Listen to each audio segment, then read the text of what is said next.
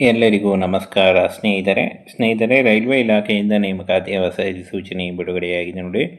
Both male and female ಪುರುಷ ಮತ್ತು ಮಹಿಳಾ ಅಭ್ಯರ್ಥಿಗಳು ಇಬ್ಬರು ಅರ್ಜಿಗಳನ್ನು ಸಲ್ಲಿಸಬಹುದಾಗಿರುತ್ತೆ. ಸಂಪೂರ್ಣವಾಗಿ ಸರ್ಕಾರಿ ಉದ್ಯೋಗಗಳ ಹಾಗೆ ಕಾಯಂ ಉದ್ಯೋಗಗಳಾಗಿರ್ತವೆ ನೋಡಿ ಫ್ರೆಂಡ್ಸ್. ರೈಲ್ವೆ ಇಲಾಖೆಯಿಂದ ನೇಮಕಾತಿ ನಡೀತಾ ಇದೆ. ಹಾಗೇನ ಈ ಒಂದು ಹುದ್ದೆಗಳಿಗೆ ಅರ್ಜಿ ಸಲ್ಲಿಸುವಂಥ ಅಭ್ಯರ್ಥಿಗಳು ಕರ್ನಾಟಕದಿಂದ ಕೂಡ ಹುದ್ದೆಗಳಿಗೆ ಅರ್ಜಿಗಳನ್ನು ಸಲ್ಲಿಸಬಹುದು. ಕೇಂದ್ರ ಸರ್ಕಾರಿ ಉದ್ಯೋಗಗಳಾಗಿರ್ತವೆ ನೋಡಿ.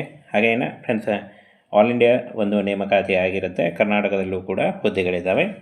ರೈಲ್ ಇಂಡಿಯಾ ತಾಂತ್ರಿಕ ಮತ್ತು ಆರ್ಥಿಕ ಸೇವೆಗಳು ನೋಡಿ, ರೈಲ್ವೆ ಇಲಾಖೆಯಿಂದ ನೇಮಕಾತಿ ಆಗಿರುತ್ತೆ.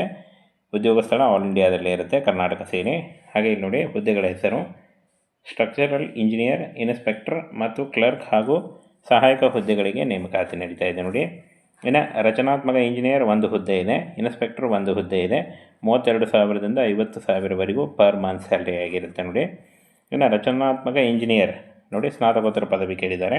ಹಾಗೆ ಇನ್ಸ್ಪೆಕ್ಟರ್ ಗ್ರೇಡ್ 2 ಮೆಕ್ಯಾನಿಕ್ ಇಂಜಿನಿಯರಿಂಗ್ನಲ್ಲಿ ಡಿಪ್ಲೊಮಾ ಮಾಡಿದರೆ ನೀವು ಅರ್ಜಿಗಳನ್ನು ಸಲ್ಲಿಸಬಹುದು. ಹಾಗೆ ಕ್ಲರ್ಕ್ ಮತ್ತು ಸಹಾಯಕ ಹುದ್ದೆಗಳಿಗೆ SLC ಮತ್ತು PUC ಕೇಳಿದ್ದಾರೆ ನೋಡಿ. SLC ಮತ್ತು PUC ಆದಂಥ ಅಭ್ಯರ್ಥಿಗಳು ಅರ್ಜಿಗಳನ್ನು ಸಲ್ಲಿಸಬಹುದು.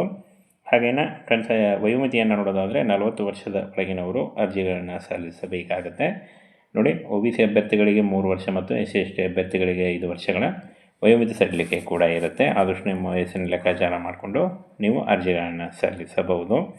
ಇನ್ನು ಅರ್ಜಿ ಶುಲ್ಕವನ್ನು ನೋಡೋದಾದರೆ ಇನ್ಸ್ಪೆಕ್ಟರ್ ಹುದ್ದೆಗಳಿಗೆ SC/ST PWD ಅಭ್ಯರ್ಥಿಗಳಿಗೆ 100 ರೂಪಾಯಿ ಇದ್ದರೆ, ಸಾಮಾನ್ಯ ಮತ್ತು OBC EWS ಅಭ್ಯರ್ಥಿಗಳಿಗೆ 300 ರೂಪಾಯಿ ಇರುತ್ತೆ ನೋಡಿ.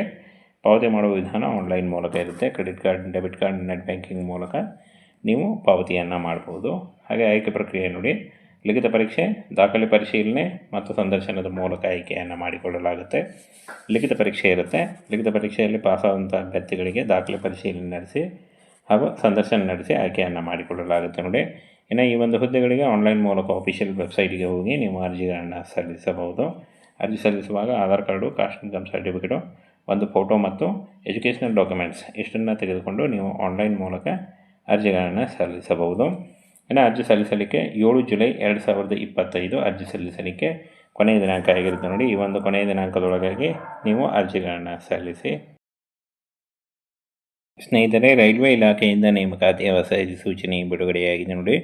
ಬೋತ್ ಮೇಲ್ ಆ್ಯಂಡ್ ಫಿಮೇಲ್ ಪುರುಷ ಮತ್ತು ಮಹಿಳಾ ಅಭ್ಯರ್ಥಿಗಳು ಇಬ್ಬರು ಅರ್ಜಿಗಳನ್ನು ಸಲ್ಲಿಸಬಹುದಾಗಿರುತ್ತೆ. ಸಂಪೂರ್ಣವಾಗಿ ಸರ್ಕಾರಿ ಉದ್ಯೋಗಗಳ ಹಾಗೆ ಕಾಯಂ ಉದ್ಯೋಗಗಳಾಗಿರ್ತವೆ ನೋಡಿ ಫ್ರೆಂಡ್ಸ್. ರೈಲ್ವೆ ಇಲಾಖೆಯಿಂದ ನೇಮಕಾತಿ ನಡೀತಾ ಇದೆ. ಹಾಗೇನ ಈ ಒಂದು ಹುದ್ದೆಗಳಿಗೆ ಅರ್ಜಿ ಸಲ್ಲಿಸುವಂಥ ಅಭ್ಯರ್ಥಿಗಳು ಕರ್ನಾಟಕದಿಂದ ಕೂಡ ಹುದ್ದೆಗಳಿಗೆ ಅರ್ಜಿಗಳನ್ನು ಸಲ್ಲಿಸಬಹುದು. ಕೇಂದ್ರ ಸರ್ಕಾರಿ ಉದ್ಯೋಗಗಳಾಗಿರ್ತವೆ ನೋಡಿ. ಹಾಗೇನ ಫ್ರೆಂಡ್ಸ್, ಆಲ್ ಇಂಡಿಯಾ ಒಂದು ನೇಮಕಾತಿ ಆಗಿರುತ್ತೆ. ಕರ್ನಾಟಕದಲ್ಲೂ ಕೂಡ ಹುದ್ದೆಗಳಿದ್ದಾವೆ. ರೈಲ್ ಇಂಡಿಯಾ ತಾಂತ್ರಿಕ ಮತ್ತು ಆರ್ಥಿಕ ಸೇವೆಗಳು ನೋಡಿ, ರೈಲ್ವೆ ಇಲಾಖೆಯಿಂದ ನೇಮಕಾತಿ ಆಗಿರುತ್ತೆ. ಉದ್ಯೋಗ ಸ್ಥಳ ಆಲ್ ಇಂಡಿಯಾದಲ್ಲೇ ಇರುತ್ತೆ, ಕರ್ನಾಟಕ ಸೇನೆ. ಹಾಗೆ ಇಲ್ಲಿ ನೋಡಿ, ಹುದ್ದೆಗಳ ಹೆಸರು ಸ್ಟ್ರಕ್ಚರಲ್ ಇಂಜಿನಿಯರ್, ಇನ್ಸ್ಪೆಕ್ಟರ್ ಮತ್ತು ಕ್ಲರ್ಕ್ ಹಾಗೂ ಸಹಾಯಕ ಹುದ್ದೆಗಳಿಗೆ ನೇಮಕಾತಿ ನಡೀತಾ ಇದೆ ನೋಡಿ. ಇನ್ನು ರಚನಾತ್ಮಕ ಇಂಜಿನಿಯರ್ ಒಂದು ಹುದ್ದೆ ಇದೆ, ಇನ್ಸ್ಪೆಕ್ಟರ್ ಒಂದು ಹುದ್ದೆ ಇದೆ. 32,000ದಿಂದ 50,000ವರೆಗೂ ಪರ್ ಮಂತ್ ಸ್ಯಾಲ್ರಿ ಆಗಿರುತ್ತೆ ನೋಡಿ. ಇನ್ನು ರಚನಾತ್ಮಕ ಇಂಜಿನಿಯರ್ ನೋಡಿ, ಸ್ನಾತಕೋತ್ತರ ಪದವಿ ಕೇಳಿದ್ದಾರೆ. ಹಾಗೆ ಇನ್ಸ್ಪೆಕ್ಟರ್ ಗ್ರೇಡ್ 2 ಮೆಕ್ಯಾನಿಕ್ ಇಂಜಿನಿಯರಿಂಗ್ನಲ್ಲಿ ಡಿಪ್ಲೊಮಾ ಮಾಡಿದರೆ ನೀವು ಅರ್ಜಿಗಳನ್ನು ಸಲ್ಲಿಸಬಹುದು. ಹಾಗೆ ಕ್ಲರ್ಕ್ ಮತ್ತು ಸಹಾಯಕ ಹುದ್ದೆಗಳಿಗೆ SLC ಮತ್ತು PUC ಕೇಳಿದ್ದಾರೆ ನೋಡಿ. SLC ಮತ್ತು PUC ಆದಂಥ ಅಭ್ಯರ್ಥಿಗಳು ಅರ್ಜಿಗಳನ್ನು ಸಲ್ಲಿಸಬಹುದು. ಹಾಗೇನ ಫ್ರೆಂಡ್ಸ್, ವಯೋಮಿತಿಯನ್ನು ನೋಡೋದಾದರೆ 40 ವರ್ಷದ ಒಳಗಿನವರು ಅರ್ಜಿಗಳನ್ನು ಸಲ್ಲಿಸಬೇಕಾಗುತ್ತೆ ನೋಡಿ. OBC ಅಭ್ಯರ್ಥಿಗಳಿಗೆ 3 ವರ್ಷ ಮತ್ತು SC/ST ಅಭ್ಯರ್ಥಿಗಳಿಗೆ 5 ವರ್ಷಗಳ ವಯೋಮಿತಿ ಸಡಿಲಿಕೆ ಕೂಡ ಇರುತ್ತೆ. ಆದಷ್ಟು ನಿಮ್ಮ ವಯಸ್ಸಿನ ಲೆಕ್ಕಾಚಾರ ಮಾಡಿಕೊಂಡು ನೀವು ಅರ್ಜಿಗಳನ್ನು ಸಲ್ಲಿಸಬಹುದು. ಇನ್ನು ಅರ್ಜಿ ಶುಲ್ಕವನ್ನು ನೋಡೋದಾದರೆ ಇನ್ಸ್ಪೆಕ್ಟರ್ ಹುದ್ದೆಗಳಿಗೆ SC/ST PWD ಅಭ್ಯರ್ಥಿಗಳಿಗೆ 100 ರೂಪಾಯಿ ಇದ್ದರೆ, ಸಾಮಾನ್ಯ ಮತ್ತು OBC EWS ಅಭ್ಯರ್ಥಿಗಳಿಗೆ 300 ರೂಪಾಯಿ ಇರುತ್ತೆ ನೋಡಿ. ಪಾವತಿ ಮಾಡುವ ವಿಧಾನ ಆನ್ಲೈನ್ ಮೂಲಕ ಇರುತ್ತೆ. Credit card, debit card, net banking ಮೂಲಕ ನೀವು ಪಾವತಿಯನ್ನು ಮಾಡ್ಬೋದು.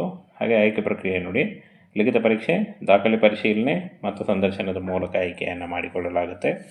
ಲಿಖಿತ ಪರೀಕ್ಷೆ ಇರುತ್ತೆ. ಲಿಖಿತ ಪರೀಕ್ಷೆಯಲ್ಲಿ ಪಾಸಾದಂಥ ಅಭ್ಯರ್ಥಿಗಳಿಗೆ ದಾಖಲೆ ಪರಿಶೀಲನೆ ನಡೆಸಿ ಹಾಗೂ ಸಂದರ್ಶನ ನಡೆಸಿ ಆಯ್ಕೆಯನ್ನು ಮಾಡಿಕೊಳ್ಳಲಾಗುತ್ತೆ ನೋಡಿ. ಇನ್ನು ಈ ಒಂದು ಹುದ್ದೆಗಳಿಗೆ ಆನ್ಲೈನ್ ಮೂಲಕ ಆಫಿಷಿಯಲ್ ವೆಬ್ಸೈಟ್ಗೆ ಹೋಗಿ ನೀವು ಅರ್ಜಿಗಳನ್ನು ಸಲ್ಲಿಸಬಹುದು. ಅರ್ಜಿ ಸಲ್ಲಿಸುವಾಗ Aadhaar card, caste income certificate, ಒಂದು ಫೋಟೋ ಮತ್ತು ಎಜುಕೇಷನಲ್ ಡಾಕ್ಯುಮೆಂಟ್ಸ್ ಇಷ್ಟನ್ನು ತೆಗೆದುಕೊಂಡು ನೀವು ಆನ್ಲೈನ್ ಮೂಲಕ ಅರ್ಜಿಗಳನ್ನು ಸಲ್ಲಿಸಬಹುದು. ಇನ್ನು ಅರ್ಜಿ ಸಲ್ಲಿಸಲಿಕ್ಕೆ 7 ಜುಲೈ 2025 ಅರ್ಜಿ ಸಲ್ಲಿಸಲಿಕ್ಕೆ ಕೊನೆಯ ದಿನಾಂಕ ಆಗಿರುತ್ತೆ ನೋಡಿ. ಈ ಒಂದು ಕೊನೆಯ ದಿನಾಂಕದೊಳಗಾಗಿ ನೀವು ಅರ್ಜಿಗಳನ್ನು ಸಲ್ಲಿಸಿ.